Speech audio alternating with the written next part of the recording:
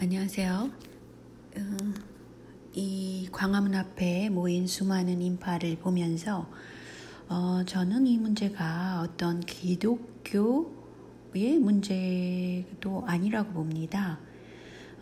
일단 총선 부정에 대해서 많은 사람들이 분노를 했고 그것을 부정하려는 현재 정당 정치세가 미흡하기 때문에 이 많은 분들이 나온 것이죠.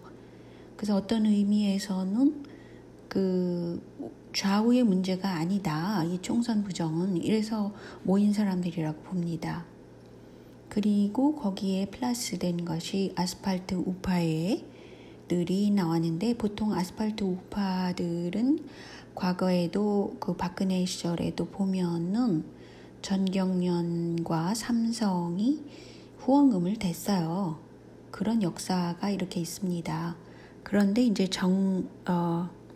전광훈 목사의 문제는 이분이 빤스 목사로 유명하기 때문에 저는 사실은 이분이 이런 모임에는 좀 작은 목소리를 냈으면 좋겠다라고 생각을 했는데 아니나 다를까 그 문재인 정부에서는 이 사람을 타겟으로 해서 이 사람만 내치면 되는 것처럼 그리고 이 많은 사람들이 모인 것이 그 코로나 바이러스를 널리 퍼뜨린다 이런 것으로 해서 타겟으로 해서 그 기독교 세력과 지금 알력이 있는 것처럼 몰고 가는 것 같습니다.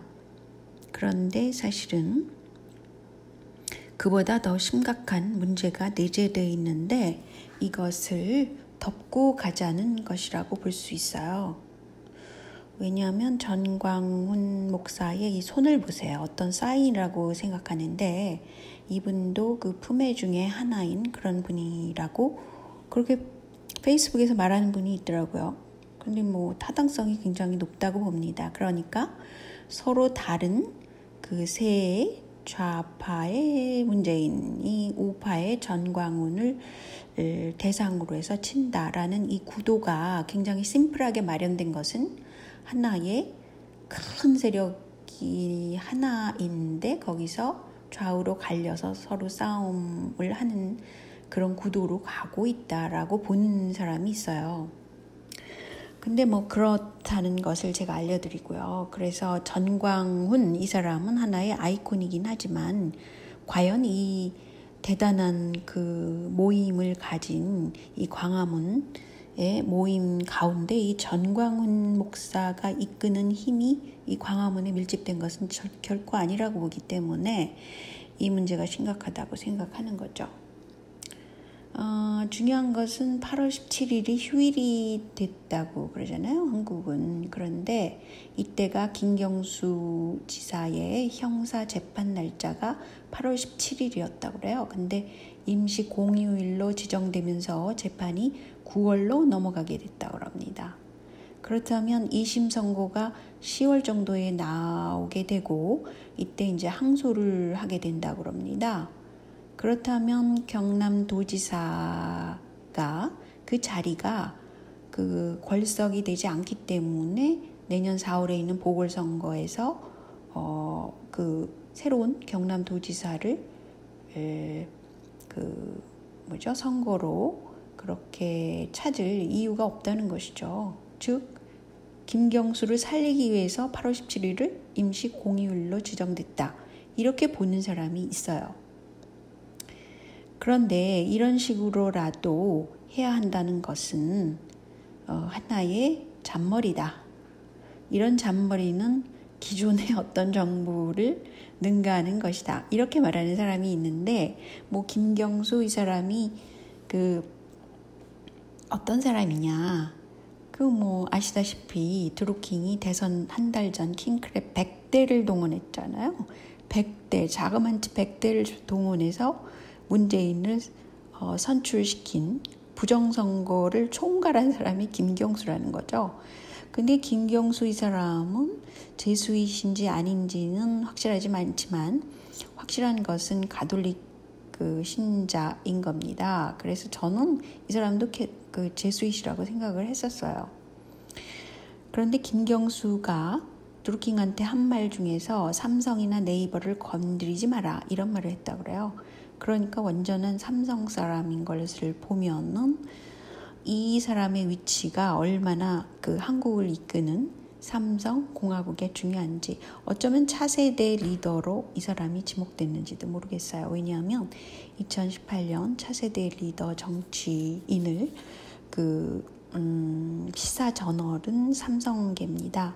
거기서 칸타퍼블릭이라는 여론조사 전문기관, 이것도 대기업을 위주로 하는 그런 여론조사 기관인데, 이 기관을 통해 가지고 그 대선 후보 지지율을 조사를 했더니 1위가 김경수였다는 것을 2018년 10월 달에 발표를 한 적이 있어요.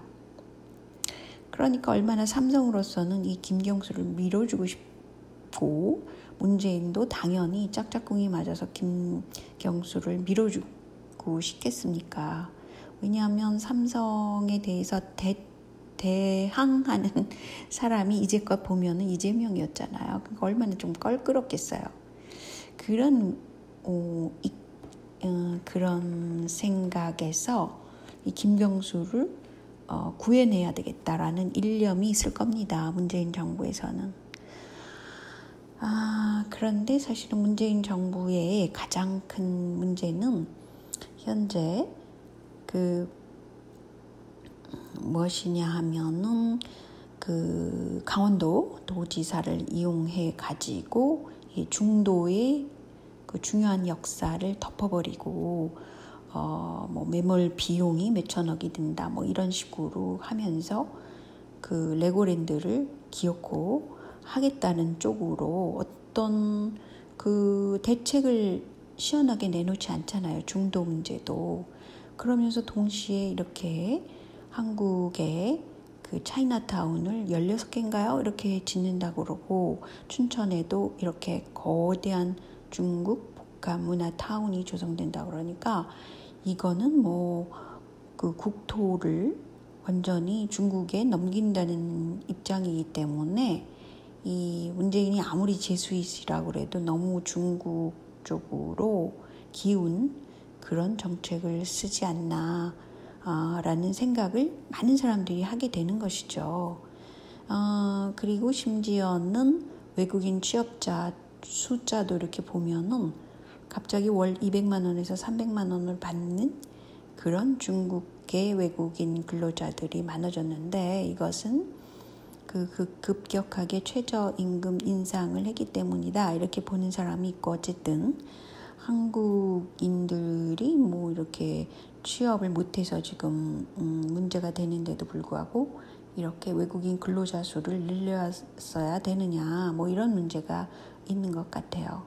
그래서 많은 사람들이 그렇지 않아도 라임 사태라고 금융에 문제를 일으킨 문재인 정부 사람들의 반감을 갖고 있단 말이죠. 그러니까 이 광화문 집회에 나온 사람들은 아주 다양한 입장에서 나오게 되는 것이라고 볼 수 있습니다. 그렇지 않다면 이렇게 많이 나올 리가 없죠.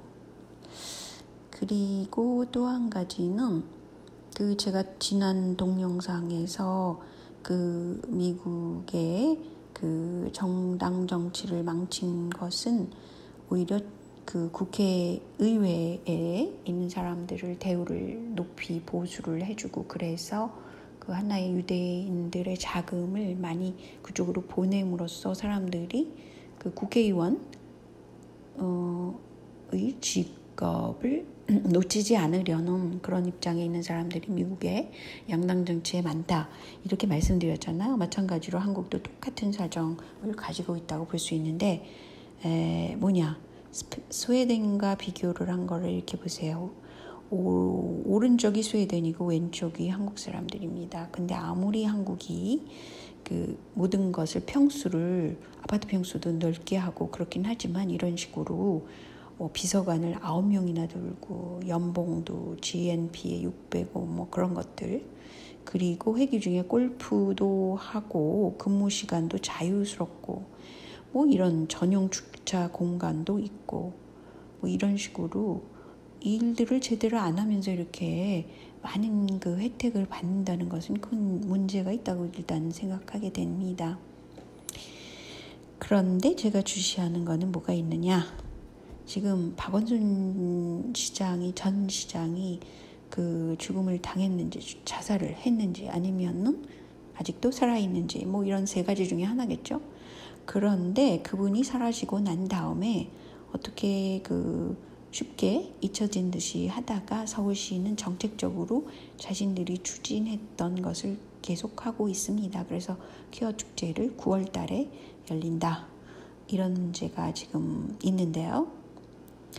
만약에 이렇게 동성애 퀴어 축제를 한다면 왜 이런 축제를 그 문재인 정부가 좋아하는 중국에서는 이런 축제를 하지 않나요? 이런 문제를 제기할 수 있는 거죠. 이게 앞뒤가 안 맞는다는 거죠. 왜 한국에는 그 한국의 문화를 그 축소시키고 중국 문화를 가진 사람들을 우대하면서 중국 노동자들을 또 우대하면서 이렇게 한국의 문화 전체를 망가뜨릴 수 있는 그런 일들을 벌이냐는 것이죠. 이것이 성소수자 우대의 인권 문제라고 생각하는데 많은 사람들은 그렇게 생각하지 않는다는 것이죠. 그래서 조국의 정책들이 문제가 있음을 많은 사람들이 인식하게 됐는데도 불구하고 문재인 정부는 조국을 보호하고 김경수를 보호하느라고 난리죠. 근데 이제 성소수자 차별을 하지 말자 또는 차별금지를 차별을 하지 말자 이런 쪽의 법은 원래는 러시아 혁명 후에 그 순수한 러시아인들은 그 러시아에 없었고 당시에 동유럽 유대인 이 주축이 돼서 볼리셰비키 당을 일부러 만들고 카자리아 유대인들이 그랬다고 그러잖아요. 그래서 이제 러시아를 지배하겠다. 그래서 맨 처음에 제정한 법이 바로 유대인 비방 금지법이라고 합니다. 그 이후에 이 법이 차별 금지법으로 변모된 것이라고 그래요. 그런데 이상하게도 한국은 지금 현재 국회에 있는 양대 정당들이 모두 차별금지법에 찬성을 할 뿐 아니라 그 정의당 쪽에서도 그러기 때문에 이것이 참으로 희한한 그런 이슈가 됐다는 것이죠. 어떻게 이럴 수가 있을까? 그런데 이제 우리가 짚고 넘어가야 될 것은 박원순 전 시장이 천주교회를 위해서 서울 순례길을 조성해 굉장히 그 공헌을 많이 해서 드디어 그 주한 교황 대사로부터 교황 강복장까지 이렇게 받은 전력이 있다고 합니다. 그래서 어떻게 보면 박원순 씨가 하려고 했던 것은 바로 그 동성애 합법화가 이제 굉장히 기억에 남고요. 또 한 가지는 차별금지법을 제정하는 것이죠. 그런데 과연 이제 박원순 씨가 자기의 소임을 다 못하고 물러나게 되고 어쨌든 사라지게 된 이후에 해결이 안 된 상태에서 현재 뜨뜻미지근하게 있기 때문에 그리고 문재인 정부는 조국을 굉장히 감싸고 김경수를 감싸고 어떻게 피의자들 또는 사실은 범죄가 이미 드러난 것들이잖아요. 그런 거를 감싸기 때문에 지지율이 뚝뚝 떨어지죠. 당연히 이게 정상적인 겁니다. 이게 상식적인 거죠. 아니 잘못을 했는데 그럼 일반 국민들이 멍청하지 않는 한 아이고 지지를 더 해주는 사람들이 늘어나겠습니까? 저는 그렇게 생각하지 않아요. 그리고 이제 문재인 정부가 대북 문제를 평화적으로 풀겠다라는 기본적인 자세가 있는 것은 좋지만 다른 정책들을 엉망으로 하면서 그것을 한반도 평화 정책을 고수한다고 해서 그것이 얼마나 오래 가겠습니까? 그런 문제가 있는 것이죠. 즉 지지율은 떨어지게 돼 있어요. 왜냐하면 다른 여러 가지 정책들을 너무 못했기 때문에 그래요. 오히려 한반도 평화에 위배되게 됐습니다. 그래서 사람들이 그 남북 문제 해결을 긍정적으로 하려던 사람도 부정적으로 생각을 하게 되는 이유가 바로 문재인 정부가 다른 일들을 똑똑하게 못했기 때문에